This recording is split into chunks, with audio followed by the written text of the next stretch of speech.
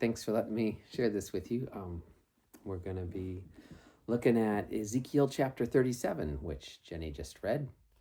And it's a remarkable picture of redemption that God gives to Ezekiel. And this pattern of receiving pictures is actually kind of a thing with Ezekiel. He was frequently asked to do symbolic acts for Israel to teach them. And in this chapter, God actually does one for Ezekiel, which is a little bit of a change. So to understand, I think, the significance of this story, we really need to know where we are kind of in the book of Ezekiel, and also how Ezekiel's story fits into the story of Israel. So we're going to do a little backstory. Hopefully we can keep this brief. But God brings Israel out of Egypt and gives them the promised land, and he gives them the law through Moses. And said, this is who you are, this is who I am, this is how you are to be as my people. And they rebel against that. And there's kings. You have Saul and David and Solomon, and then after that the kingdom splits. It's divided. We have a northern kingdom and a southern kingdom, and the northern kingdom just has bad kings, and they go deep into idolatry. And very earlier on than the southern kingdom, they receive the judgment of exile to Assyria. So the Syrians come down and take away the northern kingdom. So where we are in our story in 37, that was about 100 years ago. So that judgment has happened and is now history. The southern kingdom, which is sometimes called Judah, but we'll call the Israelites, they have some good kings and some bad kings, and so they last a little bit longer, but ultimately they just live in rebellion to God, and they also are judged by defeat from a foreign country. Theirs comes a little more gradually. Egypt defeats Israel in battle, but they install kind of a vassal king. They pick one of the sons, and you're going to rule, but you're under us now, so you're subservient. And Israel doesn't like it, but can't do anything about it until Egypt is having this conflict with Babylon, and then they jump ship and they say, we won't be vassals for Egypt. We're going to ally ourselves with Babylon, which is great until they decide, no, we're not with Babylon either. And then the Babylonians come in and defeat Israel and set up their own new vassal king, and they take 10,000 Israelites to exile. That's who Ezekiel's talking to. That's where Ezekiel is. He's in exile in Babylon with these 10,000-ish Israelites. But the rest of the nation is there's still a king in Jerusalem, there's still a temple, they're still worshiping there, and there's still this belief, even though they're subservient to Babylon, that someday they're going to rebel, someday they're going to win, and that God's people are going to be established again. Well, that state of mind of that we're God's people and we're going to get it back, that there's the temple in Jerusalem and that's going to win, we haven't given up, is actually in rebellion to what God's telling them. For the first 24 chapters of Ezekiel, Ezekiel's message to the people of Israel in exile is Jerusalem is going to fall. That this judgment has been proclaimed by God and it's going to happen. And they're still, no, we're going to win. And he's preaching to them and giving them symbols and signs and saying, it's going to be bad and it's going to be complete. And then ultimately we reach this climax. The nation of Israel rebels against Babylon, and Babylon comes in and just destroys the place, tears down the wall, destroys the temple, burns the city, takes everybody who's of consequence into exile. And what's left is just rubble and a remnant. And it's after this destruction that we're finding our story. Now you can imagine where that leaves Ezekiel, right? Jerusalem will fall and judgment on all the other nations in the area who are doing equally horrendous things. That's been his message to the people forever and ever and ever. 7 years he's been doing this. He's done 11 symbolic acts, and every single one of them was to explain God's judgment on them. And with the exception of one little bundle of hair that he tucked into his cloak to show there'd be a remnant, part of that even of which gets burned, it's all been about God is going to bring judgment. Well, God's now going to give his prophet Ezekiel a new sign to give to the people. And this sign in the second half of chapter 37, which we're not going to get to, but this is what God is preparing Ezekiel for in this story, because this new sign is going to be a sign of restoration. And Ezekiel needs to understand something about God.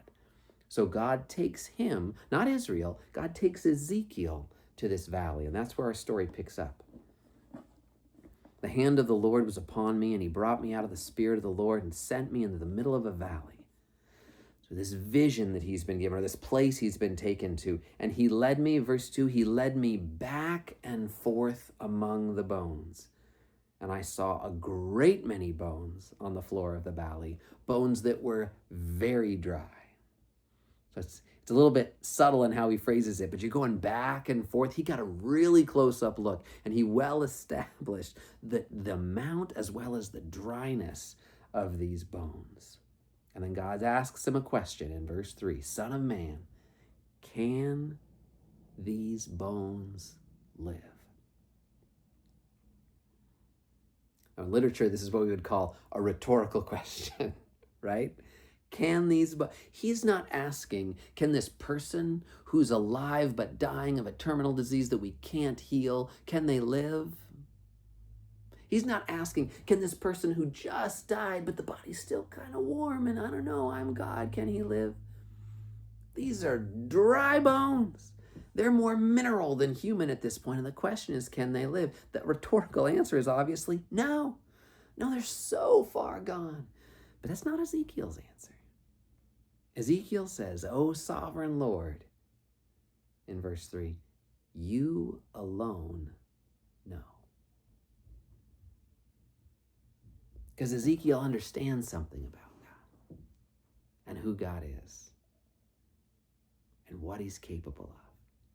And he goes on to receive this message in verses 4 through 6 of what he's to prophesy to these bones, that the spirit's going to come back into them. The flesh is going to come on them. The spirit will come into them and they will live. And then, and why, right? What's the purpose of this message? The end of verse 6, he says, then you will know that I am the Lord.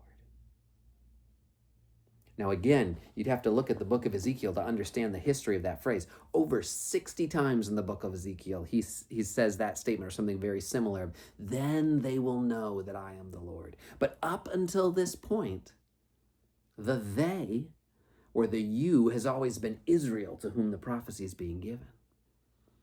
And the then is after this judgment that's coming.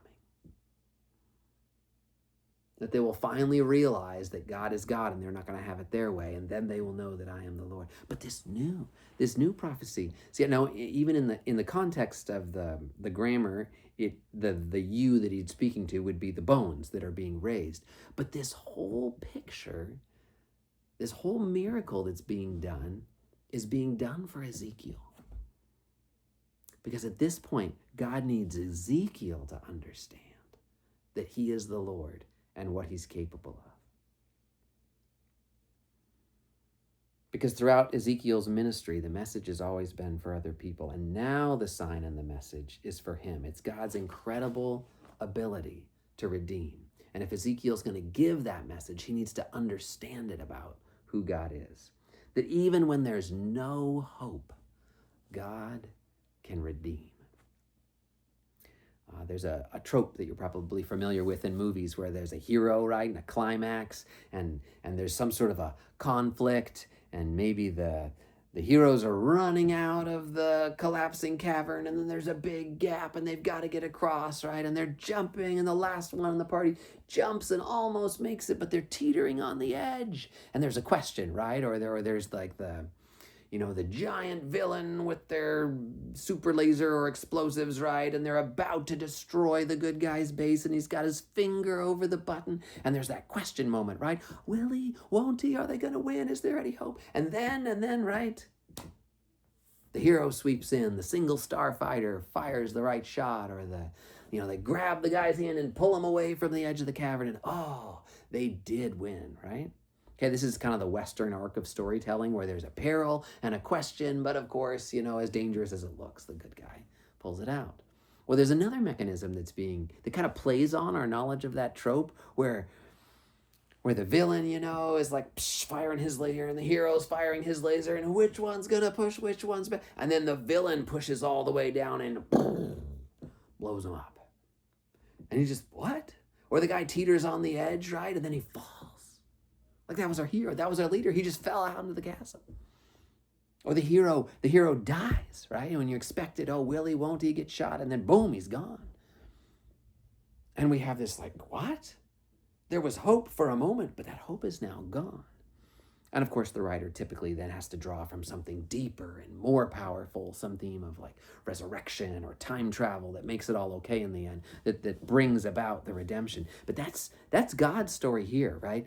The bones are so far gone. Jerusalem and the temple have been destroyed and burned. But this is God we're talking about. So there is still hope. I mean, isn't that the gospel story? That evil's greatest tool of death succeeds, and then God beats death itself, and the Lord rises. And he says at the very end of all this, when he's explaining that this is what the house of Israel is going to be like in verse 12, this is what the sovereign Lord says, "O my people, I'm going to open your graves and bring you up from them. I will bring you back to the land of Israel. Then you, my people, will know that I am the Lord. When I open your graves and bring you up from them, I will put my spirit in you, and you will live, and I will settle you in your own land. Then you will know that I, the Lord, have spoken, and I have done it, declares the Lord." Because there's no situation that's too far gone that God can't redeem it. And he wants to bring that message to Israel. So he makes it very clear to Ezekiel, who's going to take that hope to them. Now, I know sometimes in our lives we think, well, if God can do anything, then I don't really understand what's happening in my life right now, because it doesn't feel like he's doing anything. Believe me, the Israelites felt that as well. And it's important to understand when we talk about God's incredible ability to redeem, that he's redeeming things in connection or in line with his story, in connection with himself, of bringing us closer to know him. It's not always the comfortable that he makes to happen, but it is the hopeful. And we can rest, I think, in that hope. And that's my prayer for us, is that we would understand that there is no situation too far gone for God to redeem. Let's pray.